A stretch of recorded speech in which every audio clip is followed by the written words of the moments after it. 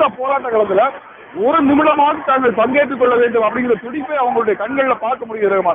இன்னொரு அதிசயமான காட்சியை நான் இங்க பார்த்தேன்.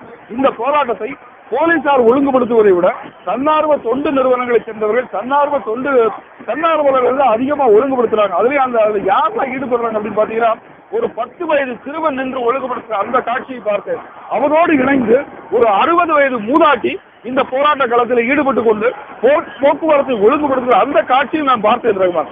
இந்த காட்சிகளை எல்லாம் காணுகின்ற பொழுது இந்த போர்க்களத்தில் இந்த போராட்டத்தில் தமிழர்கள் தங்களுடைய வயது வித்தியாசங்களை மறைந்து தங்களுடைய அடையாளங்களை எல்லாம் மறந்து இந்த போராட்டத்தில் தங்களுடைய பங்களிப்பும் இருக்க வேண்டும் அப்படிங்கிறதுக்காக வந்திருக்கிறாங்க அப்படிங்கிறதை காண முடிகிறது ரகுமான். இந்த போராட்ட களம் மிக நூதனமான, மிக வித்தியாசமான, மிக விசித்திரமான பல காட்சிகளை நம்ம காட்டிக்கிட்டே இருக்கு ரகுமான்.